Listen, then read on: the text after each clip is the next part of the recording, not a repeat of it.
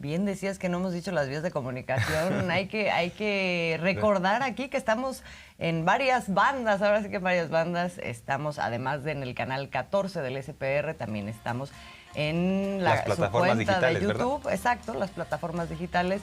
YouTube, Twitter, Facebook, ¿qué más? Instagram, y MX nos Play. escuchamos a través de la radio.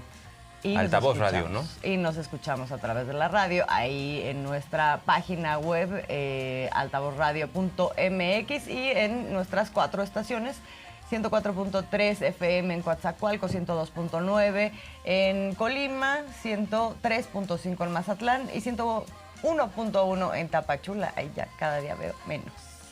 Ahí nos puede escuchar. Bueno, pues el presidente López Obrador habló de los medios de comunicación, sobre todo de cómo han operado, y esta ha sido una crítica constante, ¿no? Incluso algunos medios están montados en esta dinámica tratando de amarrar navajas de que supuestamente México estaría abandonando al TEMEC a propósito de esta disputa. Hay que decir que sí hay formalmente del gobierno de los Estados Unidos una disposición para que se abra una consulta. ¿Y quién encabeza esto por parte de Estados Unidos? La representante comercial, que es Katherine Tai, que además históricamente Estados Unidos ha utilizado esta figura de representante comercial para golpear económicamente a los países en desarrollo. Eso es lo que hace. Van con el representante y se lanzan. Obviamente, ¿qué buscan? Que estos países abran los mercados y que Estados Unidos se siga protegiendo. O sea, esa es la fórmula exitosa que ha encontrado Estados Unidos de golpeteo, y obviamente tratan de imponer sus intereses. Y sí, que ha dicho esta representante que lamentablemente las empresas extranjeras están siendo maltratadas en el ámbito del sector energético. Ya dijo el presidente, pues qué raro que de entrada no me lo planteó el presidente de los Estados Unidos, Biden, cuando estuve con él. ¿Ni las empresas?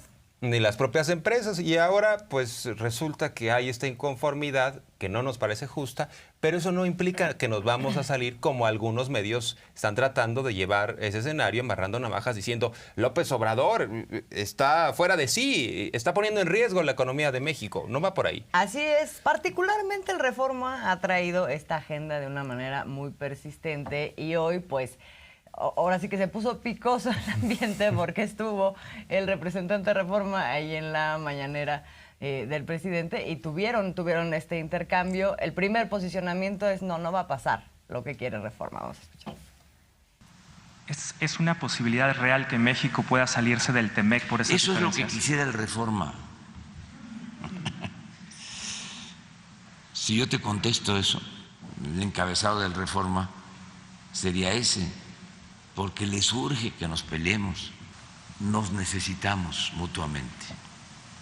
Sería muy difícil que funcionara la economía estadounidense sin la participación de México.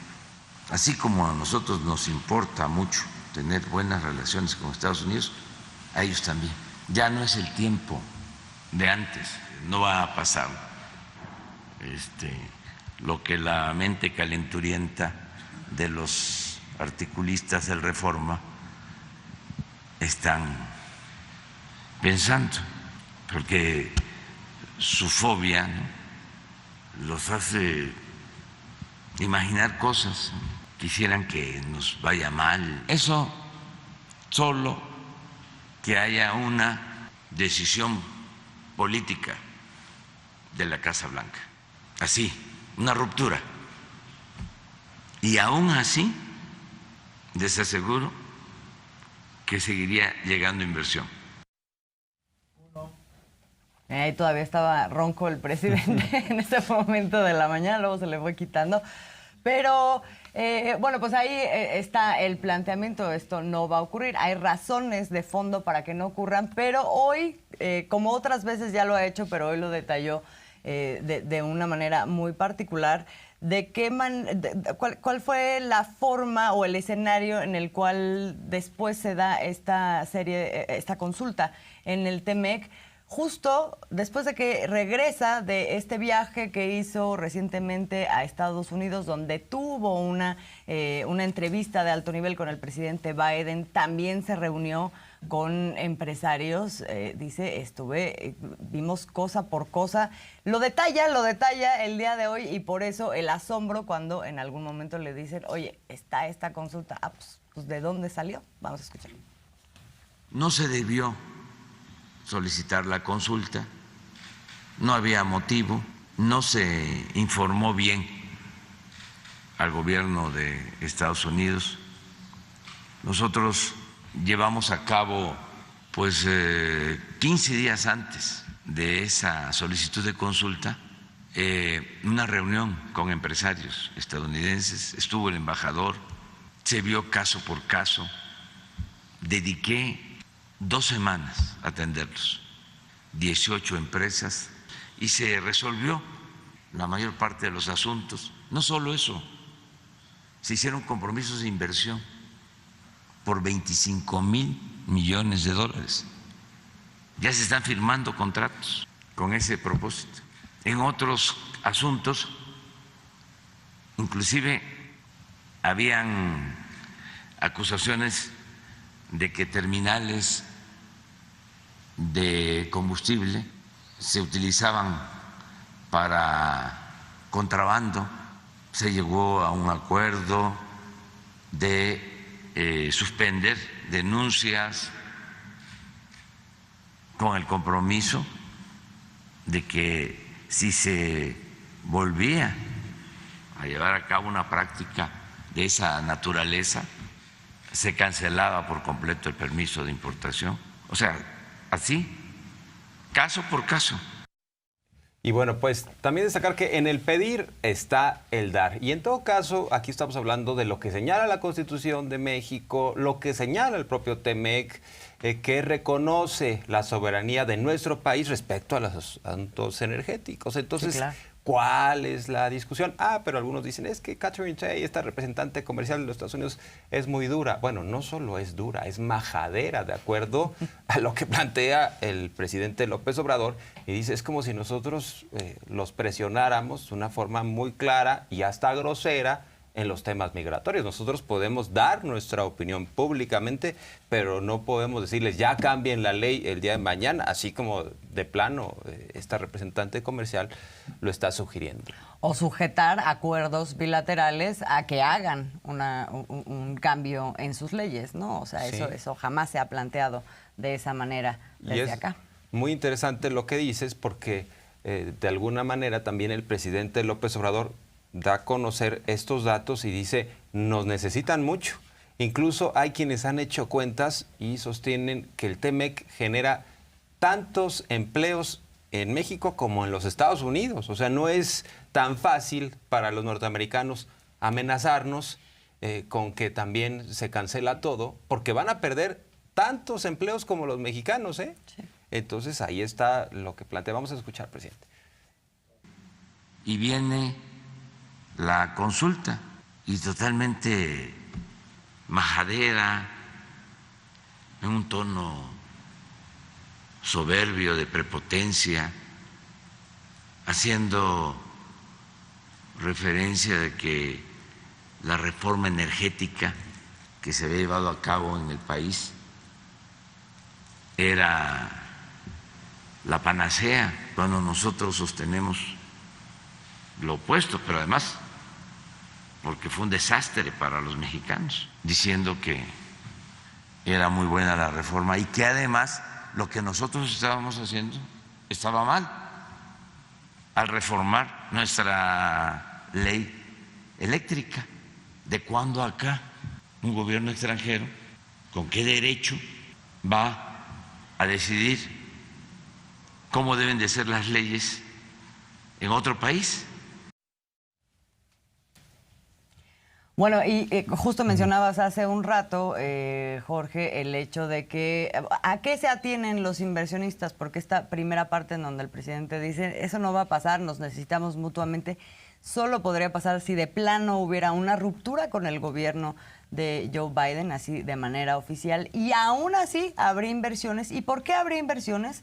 Pues porque existen una serie de condiciones que los inversionistas pues están esperando, condiciones que generan certidumbre, que generan oportunidades para el crecimiento de las empresas, ¿no? Y esas condiciones están dadas en México, ¿no? Estabilidad del peso, un no endeudamiento, que hablaba de varios indicadores, digamos, de cómo está funcionando en este momento, a diferencia de otros tiempos de la economía mexicana, como está funcionando en este momento, y que se expresa en este dato que dimos ayer y antier, lo hemos estado platicando, ese dato récord de inversión extranjera en México, y de la que mucha parte de esta proviene de Estados Unidos. Nada más le agregó también el concepto de hay gobernabilidad, además, claro, como parte de una atmósfera, ¿no?, de negocios. Vamos a entonces escuchar esto. Es como si yo le exijo al Congreso de Estados Unidos de que cumpla ya, porque si no va a haber una consulta, o nos vamos a ir a un panel, o los voy a denunciar en Naciones Unidas o en derechos humanos a nivel internacional, si no aprueban la ley para dar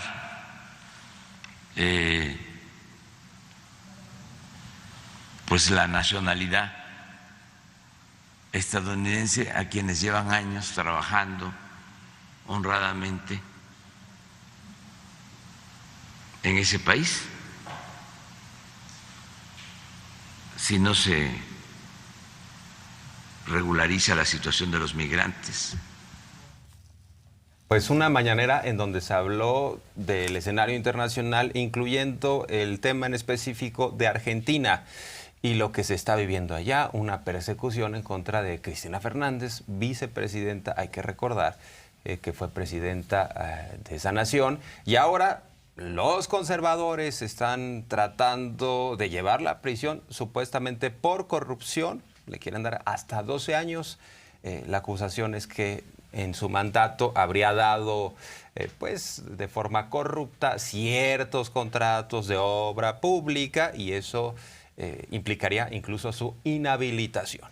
Exactamente, ¿no? Su inhabilitación. Se le acusa de fraude al Estado. Y hay que decir esto, que no es nuevo, mientras, o sea, cuando ella fue presidenta y después de que dejó el cargo, ha habido todo un proceso judicial en su contra que en muchos de los temas no se ha podido sostener. Esto incluso le impidió en algún momento ser candidata a ella. Digamos, tiene un largo camino en donde pues hay incluso el reconocimiento por parte de la ONU de que quienes están a cargo de la ley ahí en Argentina, los magistrados, los jueces, la fiscalía, pues está sesgada en favor o de una manera muy cercana, o más bien muy cercana con una oposición allá en Argentina. Y entonces esto se destaca ahora en este comunicado que en función de esta decisión del fiscal de pedir los 12 años de prisión contra Cristina, una cosa que todavía, por cierto, puede apelarse, pedir los 12 años, pedir la inhabilitación, se da este alegato del fiscal, Cristina pide ella declarar, no la dejan, en fin, hay una situación ahí muy tensa, ya que incluso se traduce a las calles, ¿no? Ha habido ahí movilización de quienes están en favor, de quienes están en contra, generando confrontaciones ahí en la calle. Y se publica el día de ayer este comunicado por parte de 4 gobiernos, en los que está incluido nuestro propio gobierno, el presidente López Obrador. Está el de Colombia, Gustavo Petro, Luis Arce, Bolivia, nosotros, y desde luego el presidente de Argentina, Alberto Fernández. Rápidamente vamos a retomar parte de lo que dice este comunicado. Manifestamos nuestro más absoluto rechazo ante la injustificable persecución judicial que viene sufriendo la actual vicepresidenta de la República Argentina, Cristina Fernández de Kirchner. Esta persecución tiene como objetivo apartar a Cristina Fernández de la vida pública, política y electoral, así como sepultar los valores e ideales que representa con el objetivo final de implantar un modelo neoliberal. Dice más abajo, en otras causas que siguen abiertas se ponen de manifiesto las malas prácticas procesales conducentes a eliminar a Fernández de Kirchner de la vida política, entre ellas la denominada causa vialidad resulta emblemática. Ahí el tribunal negó a la vicepresidenta poder ampliar su declaración después de la petición del fiscal de 12 años de cárcel e inhabilitación perpetua, además, perpetua para ejercer cargos públicos, vulnerando así el legítimo derecho de la defensa. Bueno, pues algunos hablan de la polarización en México. Los argentinos nos dicen, quítense acá y les vamos con esto que está sucediendo. Por eso el presidente López Obrador dice, en México se están portando relativamente bien los conservadores, porque vean cómo está la cosa en Argentina o en España. Aunque me cansen, pero... sí, y bueno, pues dice también el presidente, yo me sumo a esta carta porque confío en Alberto Fernández, es un buen abogado, él me lo pidió y además recuerdo la injusticia que viví en el proceso de desafuero, que quisieron llevarme a prisión por haber intentado abrir una calle para un hospital y era un pretexto en el país de la impunidad y por eso retomó el discurso del desafuero, pero vamos a escuchar parte de lo que comentó López Obrador. Fue una propuesta del presidente de Argentina, de Alberto Fernández, y me consultó y yo estuve de acuerdo. Me mandó a consultar, me envió la carta y estuve de acuerdo, porque considero que no se debe de utilizar la impartición de justicia con propósitos políticos, que no se le puede impedir a nadie que quiera participar en política, ser candidato, candidata, solo porque se fabrica un supuesto delito. Un poco lo que me hicieron a mí cuando el desafuero, que Fox no quería que yo apareciera en la boleta como candidato y llamó al presidente de la Suprema Corte de Justicia. Acuso al ciudadano presidente de la República, Vicente Fox Quesada, de estos procedimientos deshonrosos para nuestra incipiente democracia. Lo acuso de actuar de manera facciosa con el propósito de degradar las instituciones de la República. Acuso también por complicidad al presidente de la Suprema Corte de Justicia de la Nación, Mariano Azuela Huitrón, por supeditar los altos principios de la justicia y de la Constitución a las meras consignas políticas ordenadas por los intereses creados del momento. Claro está, de aquí lo hemos escuchado, que quienes me acusan tratan de justificar su actuación hablando en nombre de la ley e invocando el Estado de Derecho. Así ha sucedido siempre. Todo acto autoritario suele encubrirse en un discurso de aparente devoción por la legalidad. Lo cierto es que estos personajes no solo están envileciendo a las instituciones, sino haciendo el ridículo. Ahora resulta que en el país de la impunidad, en el país del FOAPROA, de los amigos de Fox, del Pemex Gay y otros latrocinios cometidos, permitidos o solapados por los que ahora me acusan y juzgan, a mí me van a desaforar, me van a encarcelar y me van a despojar de mis derechos políticos por haber intentado abrir una calle para comunicar un hospital. Han pasado 17 años 17 de ese años. discurso ahora, para que vean que el presidente es consistente. Dice, me pueden acusar de muchas cosas, pero yo no he cambiado. Y hay que decir que sí lo desaforaron, pero luego se echó para atrás en vista de una enorme reacción por parte de la ciudadanía. El que se echa para atrás finalmente es Vicente Fox. Así ¿no? es.